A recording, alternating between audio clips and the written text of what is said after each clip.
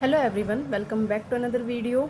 Friends, हम carbohydrates chapter तो हमने थ्योरी कर ली थी। उसके बाद हमने जो हमारे यूकेपीएससी में आए हुए प्रीवियस ईयर क्वेश्चंस हैं और कुछ दूसरे स्टेट्स के जो क्वेश्चंस हैं वो हमने देखे थे।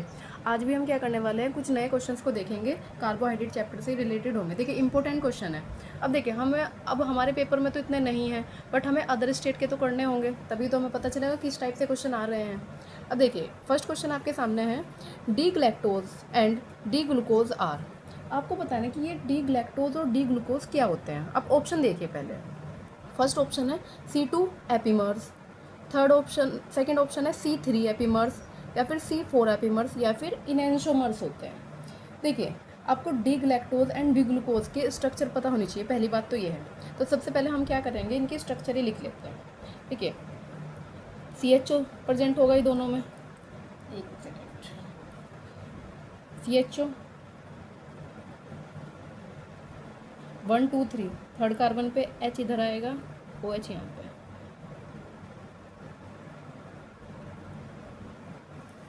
CH2OH। ठीक है, ये हमारा क्या हुआ, डी ग्लूकोज। नेक्स्ट हम देखते हैं, डी ग्लैक्टोज की बात करते हैं। H कार्बन, HOH एंड यहाँ पे HOH। देखिए, यही चेंज होता है, यहाँ पे सेम, डिफरेंट हो जाएगा।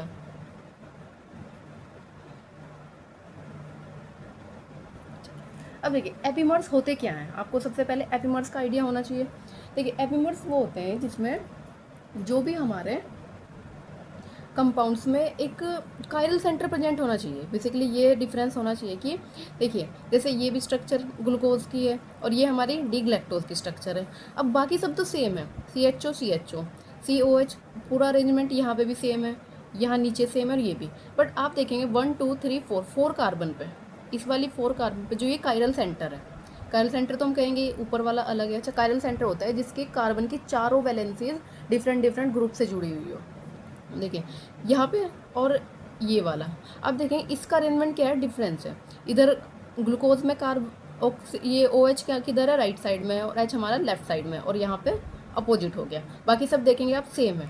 अब देखिए कौन से कार्बन पे, ऊपर से काउंट करते हैं, 1 2 3 4, 4 कार्बन पे अरेंजमेंट डिफरेंट है, इसलिए ये हो जाएगा C4 एपीमर्स, C4 एपीमर्स। ठीक है, तो आंसर हमारा हो जाएगा इसका ऑप्शन थर्ड, ये होगा करेक्ट आंसर। अच्छा, इनएंशोमर क्या होते हैं, इनएंशोमर्स में देखिए क्या होता है कि non super imposable mirror image. मतलब आपके पास जैसे ये डी ग्लूकोज है, आप इसी की क्या करेंगे, इसको मिरर में, इसको ऐसे यहाँ से करेंगे मिरर, जब हम इधर की साइड पे मिरर लगाएंगे तो ये इधर आ जाएगा सारी चीज़ें। तब ये क्या होता है, एक दूसरे की मिरर इमेज तो है, बट सुपर इम्पोज का मतलब होता है पूरी की पूरी इसके ऊपर रखा जाना, एज इट इज़ ये वाला इसके ऊपर रखा जाना, उसको कहते हैं सुपर इम्पोज। तो अब हम देखेंगे इम्पोज तो नहीं होगा क्योंकि वो तो मिरर इमेज है, तो उस वाली चीज़ों को हम कहते हैं इनएंशोमर्स होता है।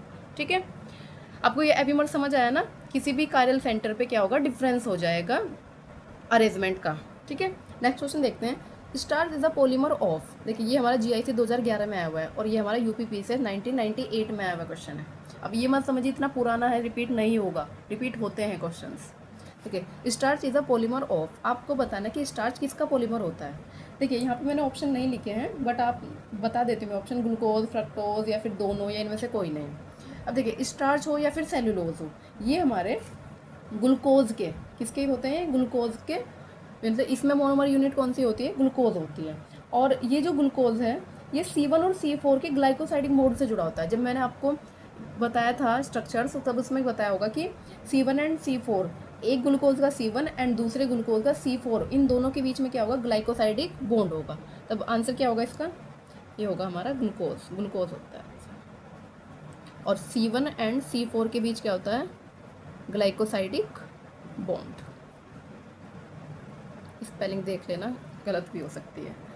ठीक है, नेक्स्ट क्वेश्चन है हमारा, sucrose itself is non reducing sugar, it is due to. ठीक है, सुक्रोज क्या होता है, एक नॉन रिड्यूसिंग शुगर है। अब हमें ये बात तो पता चल चुकी है कि हाँ, सुक्रोज क्या होता है, नॉन रिड्यूसिंग शुगर होती है, बट इसका रीज़न क्या है। UPP से 1999 में आया हुआ क्वेश्चन है, इसका रीज़न पूछ लिया उन्होंने।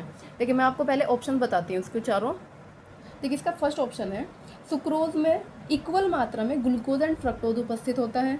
ऑप्शन बी है, सुक्रोज का जलीय अपघटन करने पर इनवर्ट शुगर में आसानी से बदलना, इसको इंग्लिश में देखा, the easy conversion of sucrose into invert sugar of hydrolysis.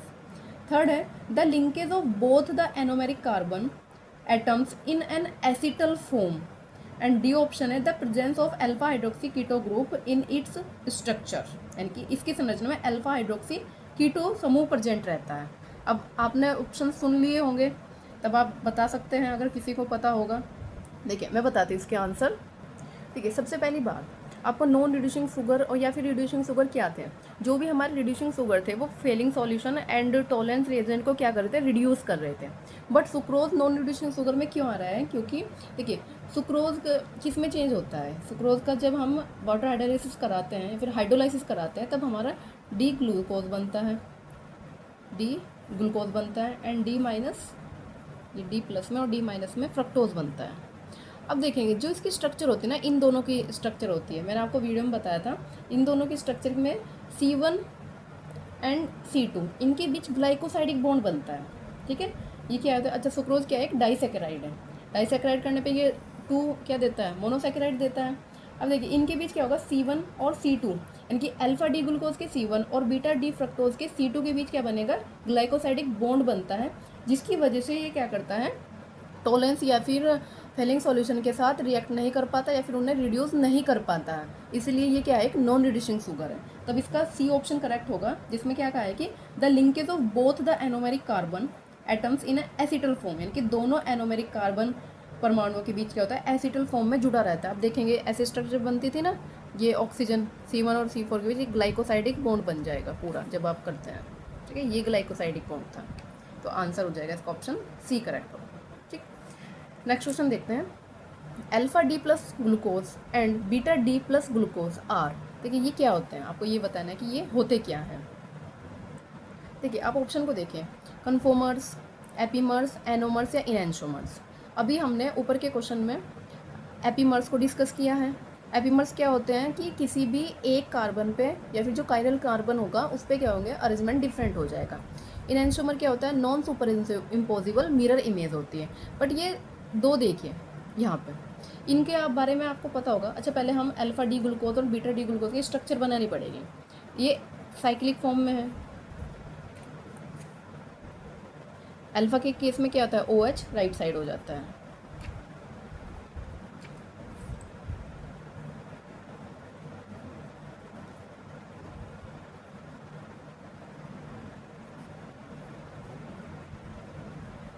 One two three four five six, ये हो गए, ये हुआ हमारा alpha D glucose. And beta D glucose क्या होगा, OH क्या हो जाएगा हमारा अपोजिट साइड में।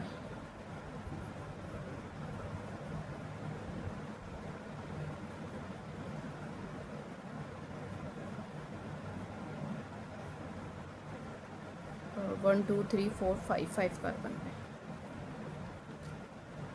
CH2OH आपको शो हो रहा है।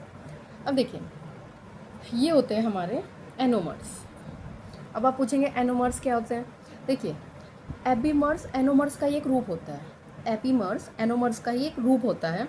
बट इसमें होगा क्या, एपीमर्स क्या होते हैं हमारे साइक्लिक फॉर्म में, बट जो एनोमर्स होते हैं सॉरी जो एनोमर्स होते हैं हमारे, ये हमारे साइक्लिक या फिर एसाइक्लिक दोनों हो सकते हैं। बट एपीमर्स में तो क्या था कि एक कायरल सेंटर पे क्या होगा, डिफरेंट अरेंजमेंट होगा। बट यहाँ पे एनोमेरिक कार्बन पे, एनोमेरिक कार्बन कौन सा होता है, जिससे ये ऑक्सीजन ये जुड़ा हुआ है, ये हमारा एनोमेरिक कार्बन है, इस पे अरेंजमेंट डिफरेंट होगा।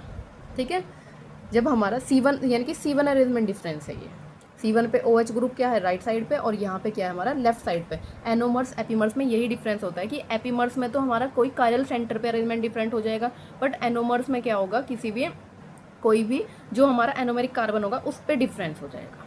अब अच्छा एक ऑप्शन को और डिस्कस कर लेते हैं, कन्फॉर्मर्स क्या होते हैं। देखिए कन्फॉर्मर्स क्या होते हैं, जैसे आपके पास कोई कंपाउंड्स है, जैसे हमारे पास एथेन ही है, जैसे एथेन क्या होता है CH3 ये एथेन है, तब इसकी ना अलग अलग फॉर्म होगी।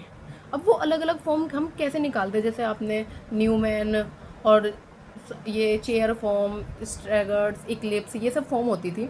बट इसमें क्या होगा कि ये रोटेशन करके आएगी, इसमें भी कोई भी ना बॉन्ड ब्रेक नहीं होता है, सिर्फ रोटेशन होता है। ठीक है, जैसे आपने देखा होगा ऐसे बनाते थे फ्रंट कार्बन और एक ऐसे करके, ठीक है, ये फ्रंट कार्बन और पीछे वाला ये बैक कार्बन हो जाता था। इसमें रोटेशन करके स्टैगर्ड फॉर्म, एंगल्स अलग अलग एंगल्स पे निकालते हैं, वो कन्फॉर्मेशन होता है। एक कॉन्फ़िगरेशन होता है, कॉन्फ़िगरेशन में क्या होता है, डिफरेंट, इसमें बॉन्ड की ब्रेकिंग होती है, बट कन्फॉर्मेशंस में क्या होता है, रोटेशन होता है, ठीक है। ठीक है, इस वीडियो में हम इतना ही रखेंगे, मिलते हैं नेक्स्ट वीडियो में। Thank you so much for watching. और अगर आपको वीडियो पसंद आती है तो वीडियो को लाइक सब्सक्राइब जरूर कीजिए, चैनल को सब्सक्राइब जरूर कीजिए। Thank you.